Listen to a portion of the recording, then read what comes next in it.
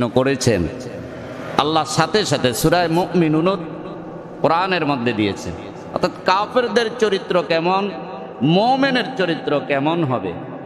আবার দেখবেন আল্লাহ তাআলা যদি পবিত্র কোরআনের মধ্যে সূরাগুলো এমনভাবে বন্টন করেছেন, এমনভাবে ভাগ করেছেন, আল্লাহ যদি কোথাও ইয়া আইয়ুহাল মুমিনুন ডাকেন, আবার কোথাও ইয়া আইয়ুহাল কাফিরুন ডেকেছেন।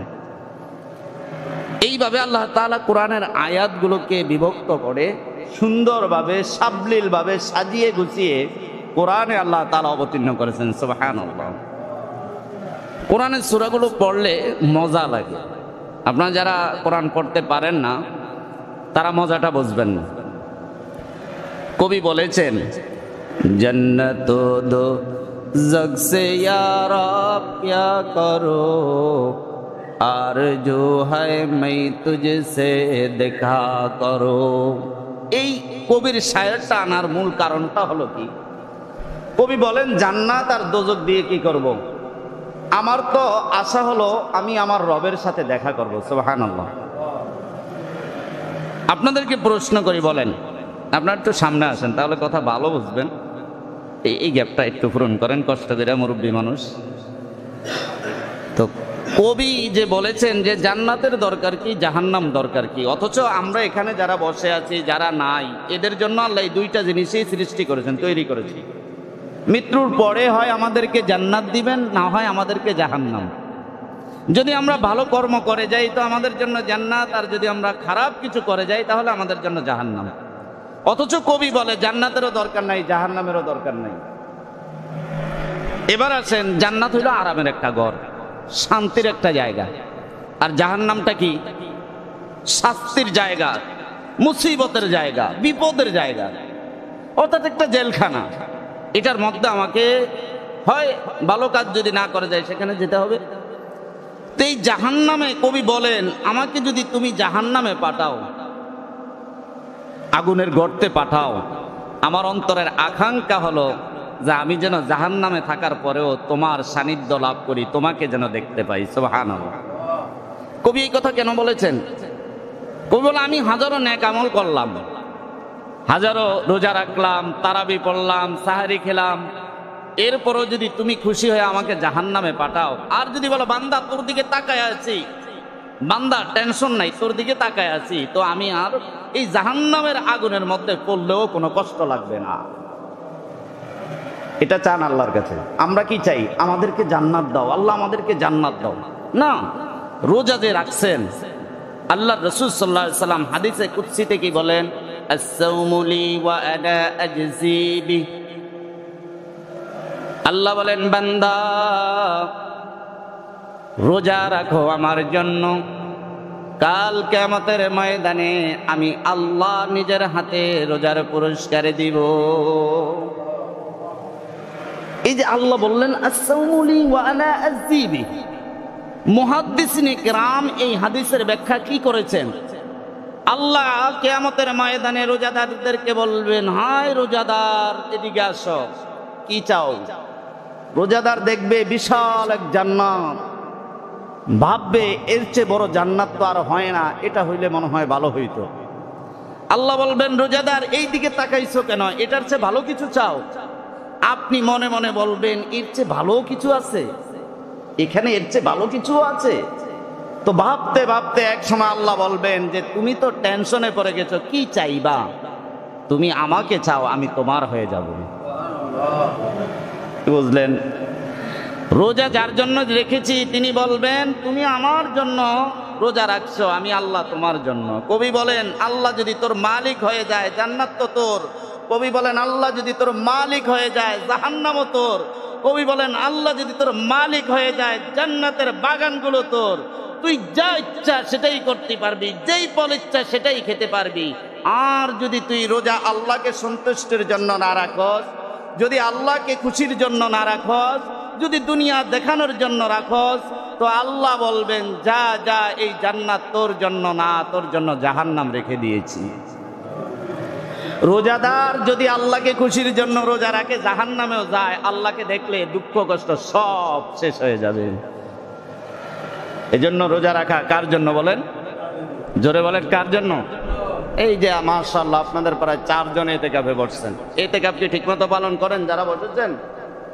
আগেরকার মুরব্বীরা যখন ইতিকাফে বসতেন তখন তাদেরকে বেগানা মহিলারাও দেখতে পাইতো না। কি বলেন, আমি মিথ্যা কথা বলছি? ওনারা এতটা পর্দার সাথে ইতিকাফ আদায় করতো। কিন্তু আমাদের সমাজ এখন এরকম হয়ে গেছে যে ইতিকাফে বসলে আমরা সব কাজ করতে পারি। ইতিকাফ যারা করেন সাবধান। কেন ইতিকাফ করতেছেন আমি বলছি। আগের হুজুর খুব গুরুত্বপূর্ণ আলোচনা করেছেন, জাহান্নামে যাইলে 4টা প্রশ্নের উত্তর দিবেন। ক্বালু লাম নাকু মিনাল মুসাল্লিন ওয়া লাম নাকু নুতঈমুল মিসকিন ওয়া কুননা নাখুযু মাআল খায়িদিন ওয়া কুননা নুকাযযিবু বিয়াউমিদ্দিন। এই 4টা বিষয় তিনি আলোচনা করেছেন। আমিও 4টা বিষয় আলোচনা করব। কেন রমজান মাস আল্লাহ দামি বানিয়েছে। তবে রমজান মাস দামির আগে আমি যে কোরআনের আয়াত তেলাওয়াত করেছি ওটার উপরে আলোচনা করে নিই ইনশাআল্লাহ। সূরা কাফিরুনে আল্লাহ তাআলা বলেন, কুল ইয়া আইয়ুহাল কাফিরুন। নবীজি আপনি বলেন কাফেরদেরকে, হে কাফেররা, লা আ'বুদু মা তা'বুদুন, আমি যেই রব্বে কারিমের ইবাদত করি তার ইবাদত কাফের তোমরা করো না। আমরা যেই আল্লাহ তাআলার ইবাদত করি, হিন্দুরা কি সেই আল্লাহর ইবাদত করে? বরঞ্চ হিন্দুরা আল্লাহ রাব্বুল আলামিনের সাথে শিরক করে মূর্তি বানিয়ে মূর্তিকে সেবা করে, পূজা করে, মনে করে এই মূর্তি আমাদের সব কিছু করতে পারবে। অথচ আমরা যদি তাকাই মূর্তির সামনে, যদি হাজারো রকমের ফল ফ্রুট দেয়, মূর্তি খেতে পারে? পারে? পারে না। আল্লাহ রসুল কেন বললেন কাফেরদেরকে এই কথা? কোন প্রেক্ষাপটে বললেন সেটা একটু আমরা জানি। কাফেররা নবীজিকে প্রস্তাব করলো, মুহাম্মদ তোমাকে আমরা প্রস্তাব দিচ্ছি, যেহেতু তুমি একটি ধর্ম পালন করো, আমাদের ধর্মের বিরুদ্ধে কথা বলো, সুতরাং আমরা একটা সমঝোতা করি যে এই সমঝোতার মাধ্যমে মক্কার ঘরের অর্ধেক জায়গাতে তুমি তোমার রবের ইবাদত করবে আর অর্ধেক জায়গাতে মূর্তি উঠিয়ে আমরা মূর্তির ইবাদত করব। নাউজুবিল্লাহ। আমাদের দেশে আগের সরকারের, পেসিস্ট সরকারের মন্ত্রীরা বলতো যে বাইতুল মোকাররমের অর্ধেকের মধ্যে যদি হিন্দুরা পূজা করে আর অর্ধেক যদি নামাজের জন্য ছেড়ে দেওয়া হয় তাহলে কোনো অসুবিধা নাই। রাগ করছেন কেউ? ওরা এরকম বলছে, ওদের বক্তব্যগুলো এরকম ছিল, যার কারণে আমি এটা নকল করলাম। কিন্তু রাসূল কি বলেছেন? লা আ'বুদু মা তা'বুদুন, কাফেররা আমি যার ইবাদত করি তোমরা তার ইবাদত করো না। সুতরাং এই মক্কার ঘর অর্ধেক অর্ধেক বন্টন করা হবে না। এই মক্কার ঘরে যদি ইবাদত চলে একমাত্র আল্লাহর ইবাদত চলবে, আর কারো না। ওয়ালা আনতুম আবিদুনা মা আ'বুদ, আর তোমরা যে মূর্তির পূজা করছো, আমি মুহাম্মদ সাল্লাল্লাহু আলাইহি সাল্লাম বলেন, আমি মুহাম্মদ সেই দেব দেবীর পূজা করছি না, সেই দেব দেবীকে খুশি করার জন্য ইবাদত করছি না। সুতরাং তোমাদের সাথে আমার সাথে ইবাদত নিয়ে কোনো সমঝোতা হতে পারে? হবে না। এরপরে নবীজি বলেন, লাকুম দীনুকুম ওয়ালিয়া দীন, কাফেররা তোমরা যদি ধর্ম পালন করতে চাও তোমাদের ধর্ম তোমাদের ব্যাপার, আর আমার ধর্ম হলো আমার ব্যাপার। আমার ধর্মে তোমাদের উপরে কোনো জোর জবরদস্তি করবে না, আর তোমাদের ধর্ম আমার উপরে চাপাইয়া দিও না। এই হইল স্বাভাবিকভাবে আল কোরআনের সূরা কাফিরুনের শাব্দিক অর্থ। আসেন এবার আমরা যে ইবাদত করি, আমাদের ইবাদতের মধ্যে কয়েকটি ইবাদত হলো মৌলিক ইবাদত। মৌলিক ইবাদত হলো নামাজ, রোজা, এগুলো হলো আমাদের মৌলিক ইবাদত। নামাজ আমাদের শরীর দ্বারা আদায় করতে হয়, রোজাও আমাদের শরীরের দ্বারা আদায় করতে হয়। হয় কি হয় না? এটা শারীরিক ইবাদতের মধ্যে নামাজ, শারীরিক ইবাদতের মধ্যে রোজা। আর এই নামাজ আর রোজা এটা ওয়াজিব না, আর এটা নফলও না, সুন্নত না, এটা কি বলেন? ফরজ। শারীরিক ইবাদত। কিছু ইবাদত আছে মালি, যেমন যাকাত।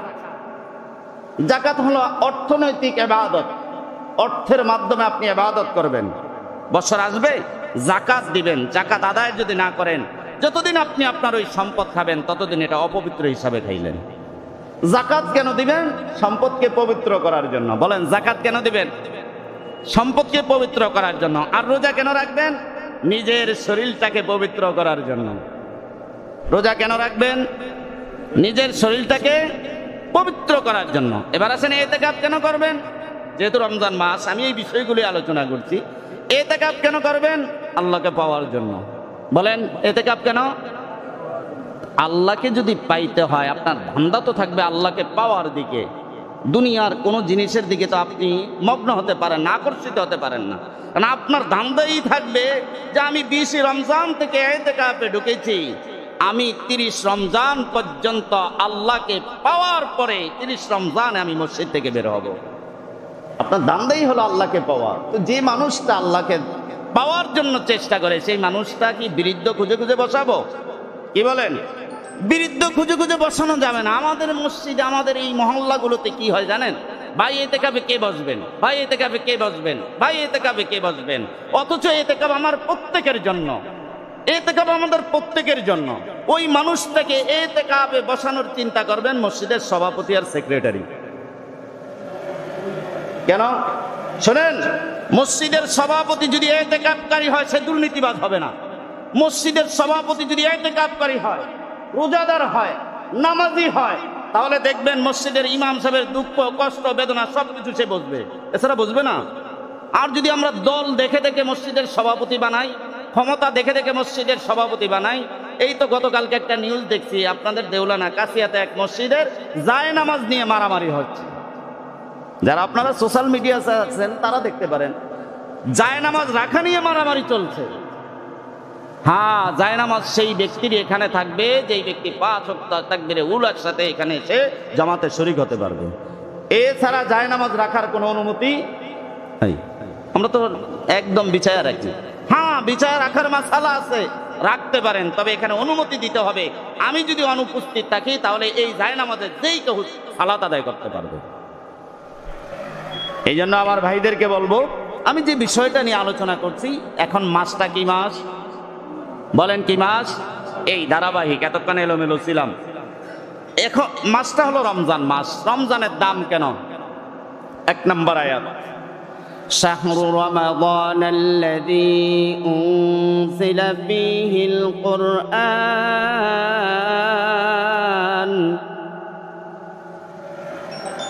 হুদাল লিন-নাসি ওয়া বাইয়িনাতিন মিনাল হুদা ওয়াল ফুরকান। আল্লাহ রমজানের দাম কেন বাড়ালেন? শাহরু রমাদানাল্লাযী উনজিলা ফীহিল কুরআন। রমজানের দাম বাড়ার 1 নম্বর কারণ হলো কোরআন। জোরে বলেন কি? আর এই কোরআন আল্লাহ কেন পাঠালেন? হুদাল লিন-নাস। কোরআন পাঠালেন মানুষের হেদায়েতের জন্য, মানুষকে জান্নাতে যাওয়ার রাস্তা দেখানোর জন্য আল্লাহ কোরআন পাঠালেন। ওয়া বাইয়িনাতিন মিনাল হুদা ওয়াল ফুরকান। কোরআন আল্লাহ পাঠালেন তোমরা যেন সত্য আর মিথ্যা পার্থক্য করতে পারো, কোনটা হালাল কোনটা হারাম। তোমরা যেন পার্থক্য করতে পারো কোনটা জান্নাতের রাস্তা, কোনটা জাহান্নামে যাওয়ার রাস্তা, এটা যেন পার্থক্য করতে পারো। এই কারণে আল্লাহ কোরআনকে নাজিল করেছেন। আল্লাহকে জিজ্ঞেস করেন, আল্লাহ কোরআন যে রমজানে নাজিল করলেন, কোন রাত্রে নাজিল করেন? ওই রাত্রটার জন্যই ইতিকাফ করা হয়। ইতিকাফ এমনি এমনি হয় না। যেই রাত্রে আল্লাহ কোরআন অবতীর্ণ করলেন, ওই রাত্রটা পাওয়ার জন্য নবীজি জীবনে কোনোদিন ইতিকাফ ছাড়েন নাই। আর এখন মসজিদের সভাপতি, সেক্রেটারি সাহেবেরা বিরুদ্ধ মাজা ভেঙে গেছে ওই লোকটাকে খোঁজে ইতিকাফে বসানোর জন্য। তোমার আমার নবী ছাড়েন না ইতিকাফ। সভাপতি ক্ষমতা বেশি তো, ওই আমনে বইয়েন, এলাকার সবচেয়ে গরিব মানুষটা তুমি বইও, মোটামুটি তোমার কিছু হাদিয়া তোফা দিমু, জামা কাপড় যা লাগে দিমু, তুমি বসো। সাবধান, এগুলো করবেন না। ইতিকাফ হবে একমাত্র কাকে খুশির জন্য? জিজ্ঞেস করি, আল্লাহ কোরআনের কারণে রমজানের এত সম্মান বাড়ালা, এই কোরআনটা নাজিল করেছ রমজানের কোন রাত্রে? আল্লাহ রাব্বুল আলামিন পবিত্র কোরআনুল কারীমের সূরার নাম সূরা কদর। আল্লাহ সূরা কদরের মধ্যে বলেন, ইন্না আনজালনাহু ফি লাইলাতিল কদর। আমি এই রমজানের ওই রাত্রে কোরআনকে দুনিয়ার মানুষের হেদায়েতের জন্য পাঠালাম। সেই রাত্রটার নাম হলো কদরের রাত্র। সুবহানাল্লাহ। সেই রাত্রের নাম কি? আল্লাহ তাআলা নবীজিকে বলেন কদরের রাত্রে কোরআন অবতীর্ণ করেছি। আবার আল্লাহ নবীজিকে পাল্টা প্রশ্ন করেন, ওয়ামা আনজালনাহু ফি লাইলাতুল কদর। ওগো নবী, জানেননি কদরটা কেমন? কদরের রাত্র কদরটা কি আপনি জানেন নাকি? নবীজি বললেন, আল্লাহ গো, কদরের রাত্রটা কেমন তা তো জানি না, কত সম্মানী তা তো জানি না, কত মূল্যবান তা তো জানি না। আল্লাহ রাব্বুল আলামিন নবীজিকে আল্লাহ প্রশ্ন করার পরে ওই প্রশ্নের উত্তরটা আল্লাহ নবীজিকে জানিয়ে দেন। লাইলাতুল কদরি খায়রুম মিন আলফি শাহর। ওগো নবী, লাইলাতুল কদরটা হলো কোন মানুষ যদি 20 রমজানের পর থেকে 21 তারাবি থেকে শুরু করে 30তম তারাবি পর্যন্ত, পরের দিন চাঁদ দেখা পর্যন্ত যদি মসজিদে 10 দিন ইতিকাফ করে, তার মধ্যে একটি রাত হলো কদরের রাত্র। ওই কদরের রাত্রটা হলো 1000 মাসের সমান। আল্লাহ বলেন, লাইলাতুল কদরি খায়রুম মিন আলফি শাহর।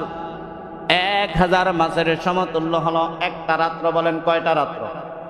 একটা রাত্র হলো 1000 মাসের সমান। তাহলে রমজানের এত দাম হওয়ার 1 নম্বর কারণ কোরআন। বলেন কি? আরো জোরে বলেন। এই যে রমজান চলে যাবে, আমাদের ঘরের কোরআন শরীফগুলো তাকে উঠিয়ে রাখবে। আবার রমজান আসবে, তাকে থেকে নামিয়ে আবার পড়া স্টার্ট করব। কোরআনের দাম আর মূল্য আমরা না দেওয়ার কারণে আজকে আমাদের উপরে সব রকমের বিপদ নেমে এসেছে। সব রকমের বিপদ নেমে এসেছে। আমরা বাঁচতে পারছি না কোনো বিপদ থেকে, না দুনিয়াবী বিপদ না আখিরাতের বিপদ। কোনো জায়গা থেকে আমরা বাঁচতে পারছি না। তাহলে কোরআন দুনিয়াতে রমজানের সম্মান বাড়িয়ে দিয়েছেন। 2 নম্বর কদর। কদরের কারণে আল্লাহ রমজানের সম্মান বাড়িয়ে দিয়েছেন না কমিয়ে দিয়েছেন?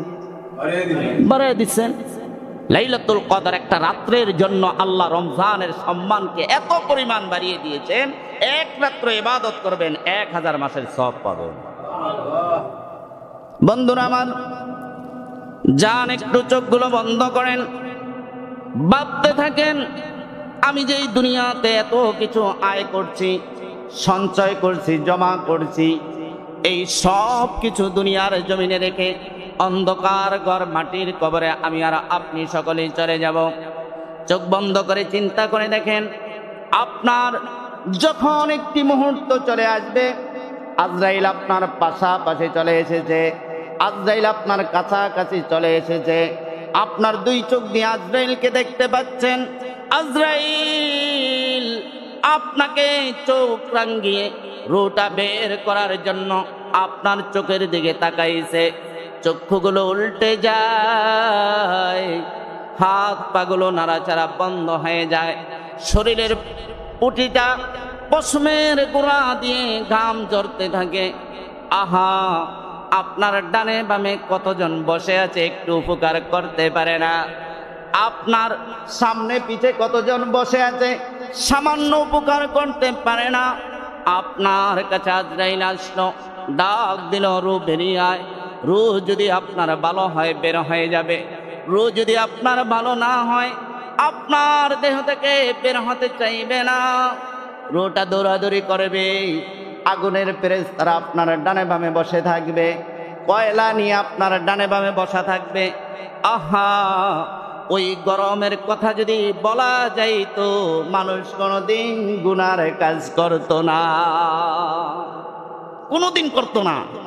যখন আপনার রূহ কবজ করা হবে, আর যখন আপনার দেহ থেকে গাম ঝরতে থাকবে, পিপাসিত হতে থাকবেন, আপনি যদি বলতে পারতেন কি পরিমাণ পিপাসা আপনার লেগেছে, কত পরিমাণ পিপাসা আপনার লেগেছে, যদি বলতে পারতেন, তাহলে আপনার দুনিয়াতে গুনাহ করার কোনো সুযোগই হইতো না। এই জন্য আমার ভাই, প্রত্যেকটা মানুষের ব্যবসায়িক কিছু জায়গা আছে। কৃষকের ব্যবসার জায়গা হলো কৃষিক্ষেত, দোকানদারের ব্যবসার জায়গা হলো দোকানদারি, আর মুমিনের ব্যবসার জায়গা হলো রমজানুল মুবারক। মুমিন ব্যবসা করবে কখন? মুমিন তো ব্যবসা করবে রমজানে। কেমন? আল্লাহর রাসূল বলেন, একটা ফরজ আদায় করো, 70টা ফরজের সব তোমার আমলনামায় দিয়ে দেওয়া হবে। এটা মুমিনের ব্যবসার মাস। একটা নেক আমল করবা, 70টা পরিমাণ হবে। একটা নফল, 70টা নফলের পরিমাণ। একটা ফরজ, 70টা ফরজের পরিমাণ। এটা হলো মুমিনের ব্যবসার মূল সময়। কি মাস বলেন? রমজান মাস। রমজান মাস হলো আমাদের ব্যবসা করার মুহূর্ত। এখান থেকে ব্যবসা করে গুছায়া, সব গুছায়া এরপরে নিয়ে যাও কবরে। তুমি ঘুমাবে, তোমার ঘুমটাকে নষ্ট করতে দিবে না। বান্দা যখন কবরের মধ্যে শোয়া দিবা, বান্দা কবরের মধ্যে শোয়ানের সাথে সাথে 40 কদম হেঁটে আসার পরে দুইজন ফেরেশতা আছেন। একজন ফেরেশতা আরেকজন ফেরেশতাকে বলে, উঠায়া বসাও। যদি স্বাভাবিক মানুষ আমরা গুনাহ আর নেক নিয়ে কবরে যাই, দুজন মানুষকে উঠায়া বসায়, 3টা প্রশ্ন করে, মার রাব্বুকা ওয়া মা দীনুক ওয়া মা হাযার রাজুলু বুইসা ফীকুম। 3টা প্রশ্ন করবে। আর যদি কোনো মানুষ নেক আমল নিয়েই শুধু কবরে প্রবেশ করে, আপনাকে প্রশ্নগুলো করার আগেই, ঘুম থেকে জাগানোর আগেই আপনার এই রোজাটা পাশে দাঁড়িয়ে যাবে। সুবহানাল্লাহ। নামাজ পাশে দাঁড়িয়ে যাবে, আপনার হজ, আপনার যাকাত পাশে দাঁড়িয়ে যাবে। আর বলবে, ও ফেরেশতারা, জাগায়ও না, জাগাইস না। দুনিয়ার জমিনের রোজার মাসে একদিনও তাহাজ্জুদ ছাড়ে নাই, পাশের সব মানুষগুলো ঘুমাইতো। এই বান্দা ঘুম থেকে জাগ্রত হইয়া এই কবরের মধ্যে আরামে ঘুমানোর জন্য আল্লাহর সাথে প্রতিদিন কথা বলতো, তাহাজ্জুদের মধ্যে মোলাকাত করতো। এই তাহাজ্জুদ গুজার বান্দাকে, রোজাদার বান্দাটাকে, তারাবিওয়ালা বান্দাটাকে জাগাইস না, জাগাইস না। তার পক্ষ থেকে যদি কোনো প্রশ্নের উত্তর দেওয়া লাগে, আমি রোজাকে প্রশ্ন কর, আমি উত্তর দিয়ে দিব। তাহাজ্জুদ নামাজ দাঁড়িয়ে যাবে আর বলবে, আমি তাহাজ্জুদ নামাজ, আমাকে প্রশ্ন করো। আল্লাহর বন্ধুকে জাগাইও না, আল্লাহর বন্ধুকে উঠায়ও না, আমাকে প্রশ্ন করা, আমি তাহাজ্জুদ তার উত্তর দিয়ে দিব। তার জীবন কর্ম কি ছিল, জীবন পদ্ধতি কি ছিল, সব কিছু আমি উত্তর দিয়ে দিব। আল্লাহর বন্ধুরে জাগায়া তার ঘুমের মধ্যে ডিস্টার্ব করিও না।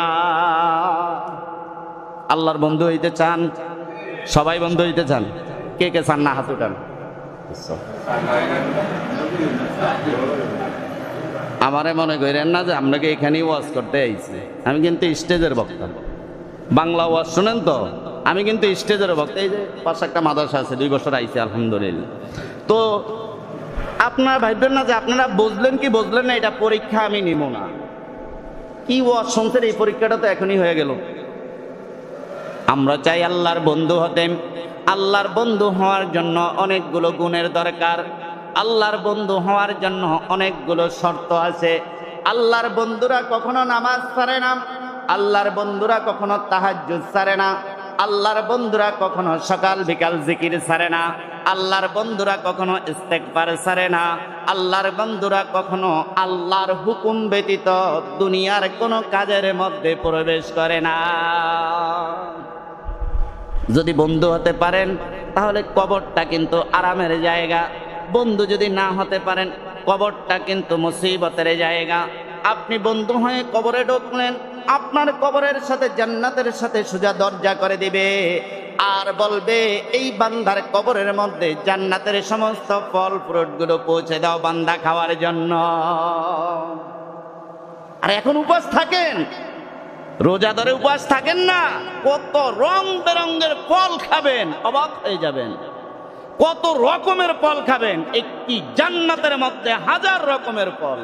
এই চেয়ারটা তো নাড়ানো যায় না, নাড়ানো যায়? এরকম কিছু চেয়ার আছে যেগুলো ধোলা যায়, বিভিন্ন অফিসিয়াল চেয়ার, এরকম ধোলা যায়।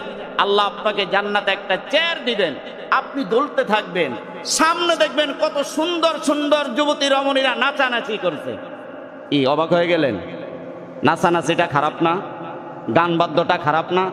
আহা, এই জন্য আমি ওটাকে এইভাবে বলি, ওরে মুমিন মুসলমানো পাল্লা দিয়া বিড়ি টানো, আখেরাতে আখেরাতে জান্নাত, আখেরাতে আগুন পাইবা বিড়ি পাইবা না, আখেরাতে আগুন পাইবা বিড়ি পাইবা না। ঠিক কিনা?